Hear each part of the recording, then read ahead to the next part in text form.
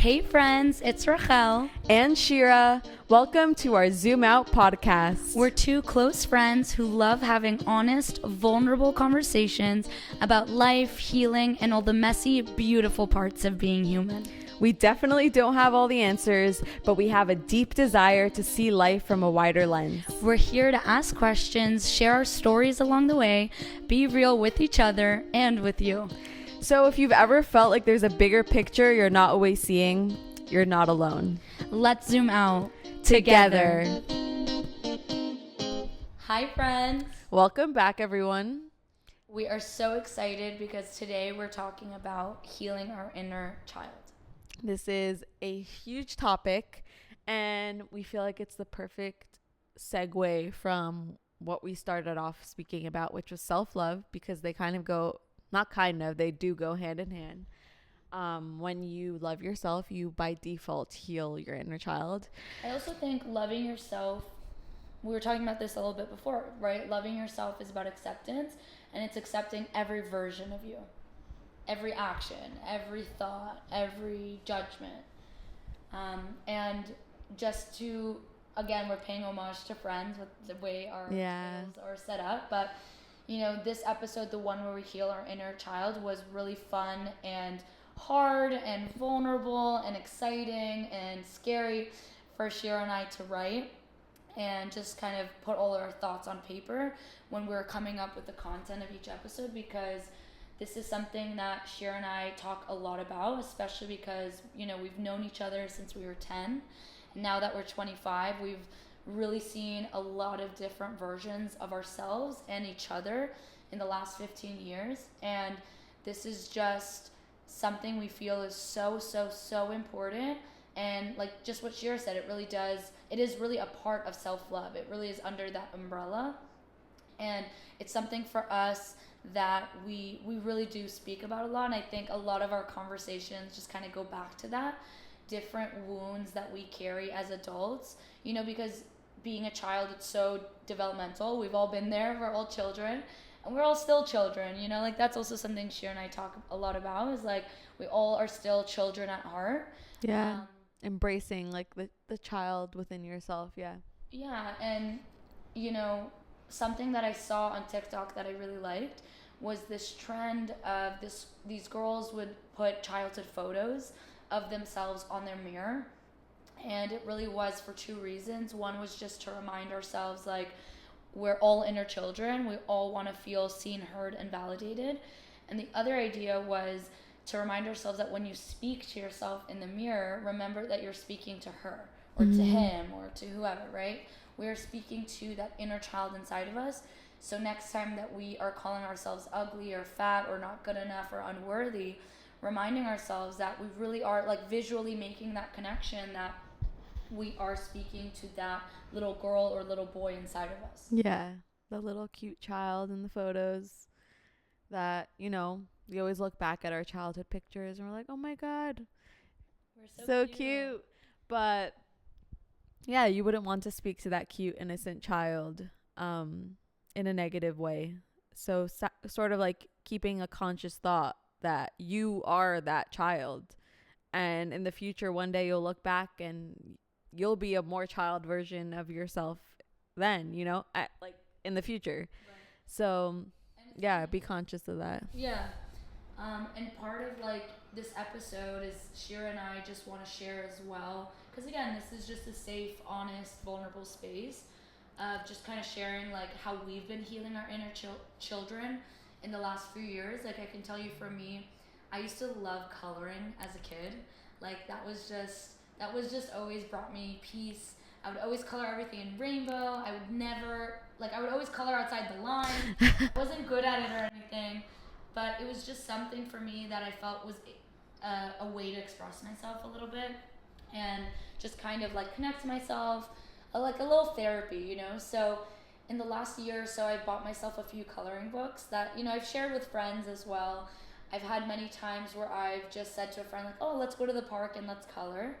And it's just funny at 25, you know, but it's like, so, you know, I think it's not funny. funny. It's so cute and it's fun. It's like, the more that we grow, we want to keep remembering to kind of like keep that inner child inside of us present, you know, like reminding us that she or he is always with us.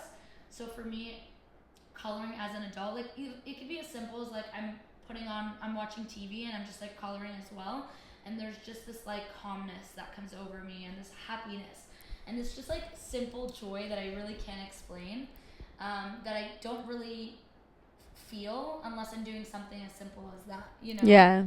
And something I was telling this to Shira, like, so this has just been a really big theme, for me the last few years. Something I've talked to a lot of friends about, and I just turned 25 this past month. And for my birthday, it's like every birthday we're always like, oh my gosh, like what do you do for your birthday? Yeah. Is it a pool party? Is it this? Is it that? And you have to do it yourself as an adult. But for me, I was very clear about what I wanted this year, and what I ended up doing was I did an Airbnb trip with like 10 girlfriends. It was like this big girls trip. Shira wasn't there because she's in Florida, unfortunately. But if she lived in California, she would have came. But I really, I was very specific of who I wanted to invite. Not that I felt anyone else couldn't come or anything, but it was just, every single person that I felt, it makes my inner child feel safe and healed. And also people good energies. Good energy that could add to the vibe, could kind of, just come in with the best attitude. But I also was very clear with the women that came. I told them, I said, this trip, like, yes, I want us to have fun. It's a birthday trip, a getaway, whatever. But I really want this to be a space that everyone feels like free and light and playful, and that everybody feels like comfortable to just kind of like let their inner child free and heal that part of themselves. So my best friend ended up planning it, which was very sweet of her, and we bought a lot of things, like a lot of little accessories or toys, you could say. We brought like hula hoops and jump ropes and coloring books, and there was a trampoline there and a pool there. We bought a piñata, like that's so cute. So many little things. Karaoke machine, just like all these things that just reminded me of like an inner child, and I thought that everybody could. But really the intention was I really wanted every single person to walk away feeling just a little bit more healed. And at the end of the trip, I literally interviewed every single person, and I was like, do you feel like you healed your inner child? And being open to whatever they said, not necessarily needing the answer to say, yeah, I healed my inner child, but it ended up being that every single person with a huge smile on their face said, yeah, like that was so fun. I really healed my inner child. And it was also cool because not everybody would necessarily, like they all knew each other before, but not everybody like was really close. So it was just like cool to kind of create that space for all this like powerful feminine energy to be present. And it really was just the opportunity to be free and express ourselves and like let go. And I just have this memory of I was like running down the hill to go on the trampoline. I was like by myself at this point. I don't know, everyone was like in their rooms or something, and I just had this like thought pop up of like, wow, like throwback to when I was a kid and I was like running to go on the trampoline, and just a really cool like full circle moment. Another thing I didn't plan, but this Airbnb had this like huge backyard. This was honestly one of my favorite parts. Yeah, I saw the pictures. It looked fun. There was this like huge backyard, and it had like a little dip in the backyard, and they had this like a couple like boogie boards.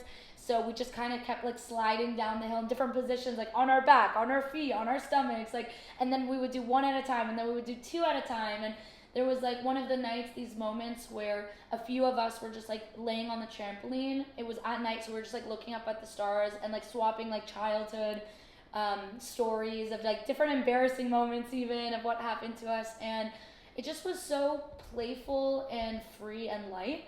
And I was talking to a friend, like a guy friend, that was asking me how the weekend was for my birthday, and I just told him a big lesson I walked away with was I really learned to play over the weekend. And something I really want to take into my daily life is just how can I play more, and that's going to look different in every day. It's going to look different for every person. It's going to look different at every stage of life you're in. But just really asking myself, like, how can I be more free? How could I express myself more? How could I be just more playful? More fun, And like you've mentioned the word before, but like let go. Like I think that's the main thing about healing your inner child, how you can let go more. Because when you're a child, you're not tied down to expectations from others, from yourself. You're just more free, you Also, know? like, I think as adults, we almost like collect all these like doubts and Mm-hmm. insecurities and fears that we didn't really ever have as a kid, you know, and it makes sense. We go through life and, you know, different situations, add those things into our little bucket. But that's kind of why, like, Shira and I really thought that this was such an important topic, is because, like, how can we keep letting go of those, like, limited belief systems? Right. And we're like right now healing our inner child by doing this podcast together. We grew up together. We've always had this vision, this dream for ourselves. And us just going for it, like Just doing it, just doing it, letting go of head on. all the obstacles or like insecurities that we might have and just going for it. But How do you feel like you're healing your inner child? how do I feel? So I feel like I am a child. I love that. It's funny because I'm the oldest of 8 kids. So I always felt like responsibility. I was just born with this intrinsic responsibility that I had to shoulder. And we're talking about like the positive aspects of inner child, like coloring books, and like for me, like collecting pins or like watching kids movies, and I love those things.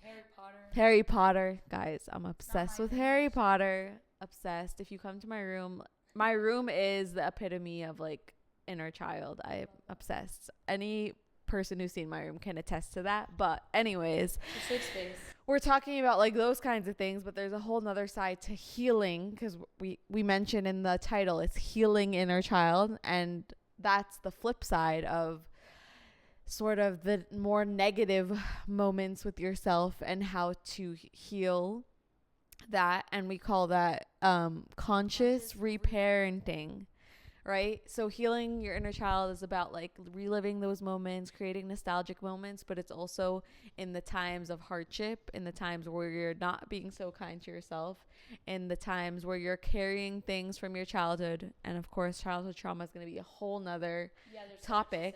But those times when you need to heal your inner child, that's where the healing aspect comes in. And conscious reparenting basically just means, like you said like there's a thing called So there's this conscious parenting. like conscious parenting, which is just a way, like a parenting style, right? Where instead of having this almost like authoritative relationship with your child, you are teaching your kid how to set them up for success in life by making their own choices and, you know, just raising them to be more of like a conscious human, but making sure that they have the power and the tools in their toolbox to do that. Right. So like Shira and I, in this sense, is talking about like conscious reparenting, where it's like we're reparenting ourselves. Yes. Like speaking to yourself how you would like to be spoken when you were a child. Yeah, like I have moments where I regret so many things, and I'm just so hard on myself for putting myself in certain situations, for not being the best that I can be. For example, with a friendship, like how did I even like get into that? Just not being proud of myself for so many different things, and I'm sure that's relatable, like with different things. And sort of re-speaking to yourself and being kind to yourself. We're just human. We're just children at the end of the day. Okay, yes, maybe we're 25, even when we're 100, you know, we're just human beings, and it's part of life. It's how we learn, it's how we grow. And when we were a child, we wouldn't want to be like reprimanded in such a negative, like horrible way that we can sometimes speak to ourselves. So the healing, the conscious reparenting is just being more gracious with yourself, giving yourself grace. And I can give you an example. Like growing up for me, so Shira said that she was the oldest of 8 kids. I'm the youngest of 4, and I'm the only daughter. Like I only have older brothers. And just growing up for a lot of years, I remember just carrying with me a lot of like big feelings and like a lot of pain.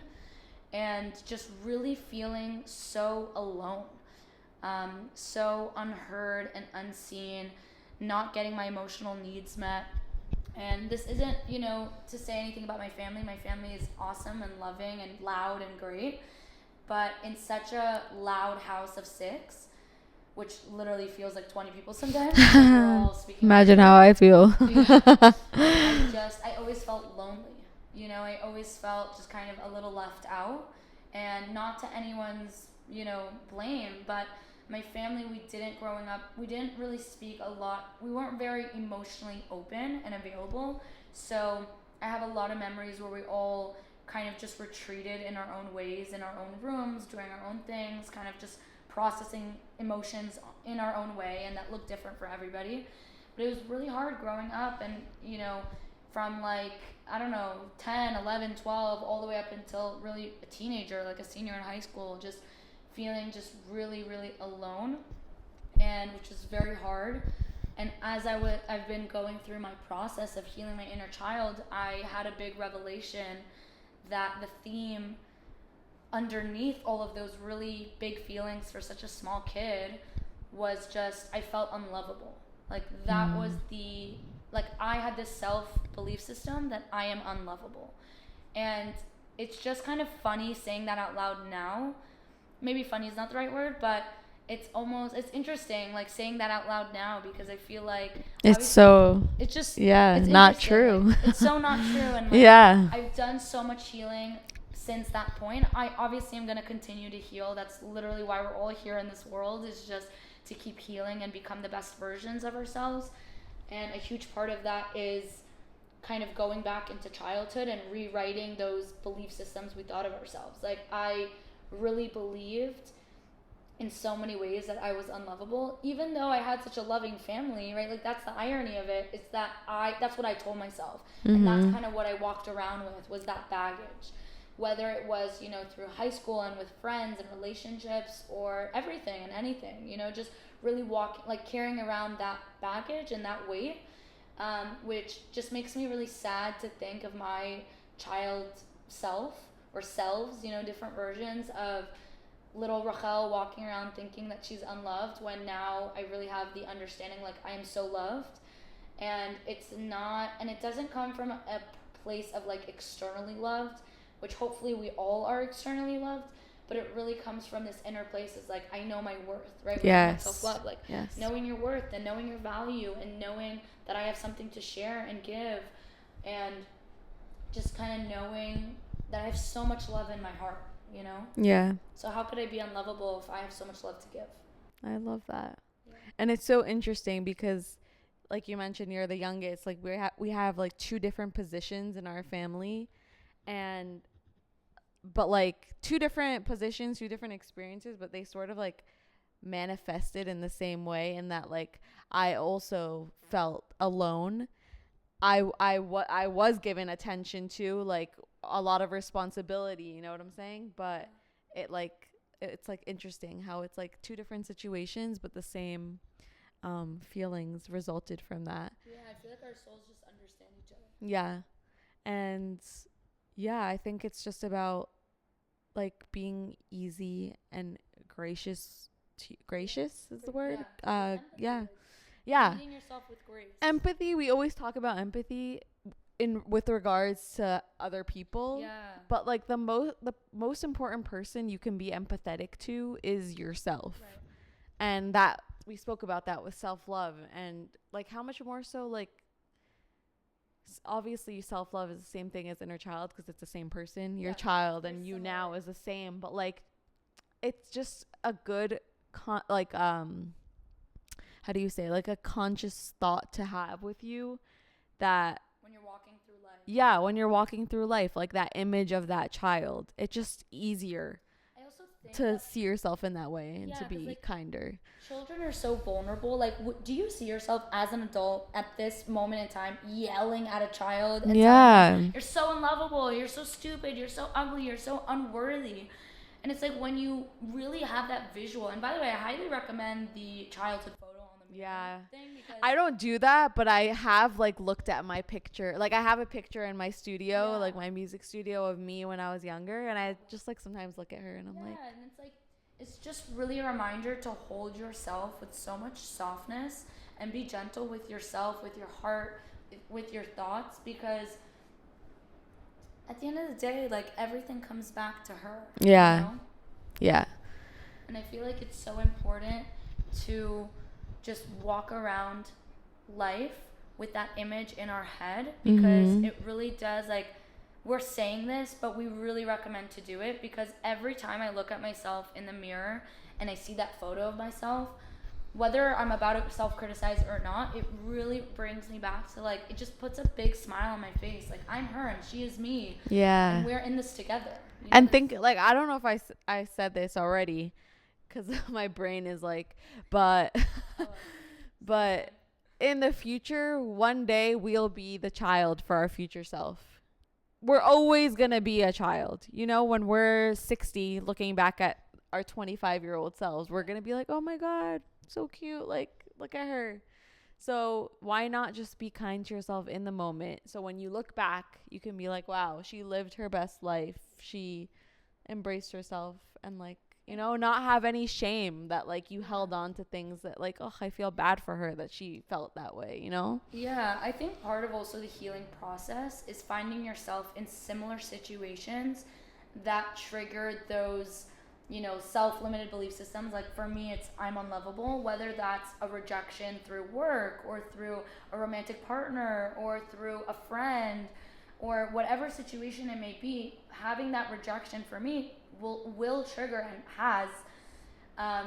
has triggered that, you know, belief system of, oh wait, maybe I am unlovable. And it's like, the healing really is in those quiet small moments of seeing yourself in that similar situation, or seeing that, you know, limited belief system being brought up, and pausing, and not necessarily like not sweeping it away, not negating how you feel, but just pausing and like looking at it in the face and saying, that's not true. Yes. I'm actually so lovable. Right. You know, and it's like, it's really just kind of breaking it down, like brick by brick. Like, it's where the conscious reparenting comes in. Yeah. Like, you would want your parent, like someone that you trust and you love, to tell you that, so you can be that for yourself. Yeah. How cool. That you have a built-in like affirmation generator. Yeah. No, I love that. It's like, it really is, we're becoming our own healing, and becoming like the person that we always wanted to be with us as a kid.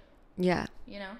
And now that we've got like the heavy stuff out of the way, like, let's go back to talking about how just like the small things that make us happy, like the nostalgic things. I love that. Like, me and Raquel are gonna go color soon. We're gonna color soon. Something that I didn't have as a kid, but I don't know why, just brings so much happiness to me, as almost as if I did. I recently got gifted probably like last year, holiday season, I got gifted like a vinyl record player. And yes. Something that was really sweet was, so I started buying records that I love, like Adele and Frank Sinatra and, you know, Lauryn Hill and all these different artists. But something that really, I think this is kind of why it reminded me of Inner Child, because my dad, who did grow up in the 50s and who had a record player, had all these old vinyls, in really good condition, by the way, but had all these old vinyls left at my uncle's house, his brother, that he gifted to me and just gave me like a bunch of, like, I got to sit there and just choose all the ones I want. So I got a lot of like Beatles and Elton John. And, that's like, so cool. But I think why I felt it was such a healing, like, inner child thing was because, like, my dad and I could relate to it. And my dad, as I'm like picking through the different vinyls, he was saying stories about when he got that vinyl and how old he was when he got that vinyl. And like, I just thought that was such a sweet, I don't know, you know, like childhood. Yeah. Oh, I love that. And I love vinyls also. Yeah. Yeah. There's so many things. But I love that. I think we should get to the quote and the question. So, to tie it into quote of the day is this. Okay, and it is by Dr. Nicole LaPara. And I'm going to repeat it twice per usual, just so Per usual. So everybody has a moment to process. Healing is growing into the person who would have protected you as a child. That's the most powerful decision you can make. I'll say it again. Healing is growing into the person who would have protected you as a child. That's the most powerful decision you can make. I love it. I feel like we don't really need to expand on that. Yeah, that's the conscious reparenting. Yeah. Just ties it all together. Be for yourself what you wanted when you were a child. I love that. Yeah. Okay, and the question for reflection: pay a visit to your childhood self. What is something you loved doing as a child that you would want to do now? And do it. Guys, this is your sign to let go, to go for it, to start the podcast, to buy that hula hoop, get that coloring book, and start the pin collection. Any pin collectors? Rewatch Harry Potter. Yes. But really just find just let go and finding the small things that bring you joy. Because again, the small things are the big things. Yes. And don't forget to be kind to yourself in the hard moments too. Amen. Thank you guys. See you guys. Thank you so much for hanging out with us today. We hope this conversation helped you feel a little bit more seen, a little less alone, and reminded you to take a step back and zoom out. We're grateful to have you all along with us on this journey together. Stay tuned for our next episode. Bye, friends.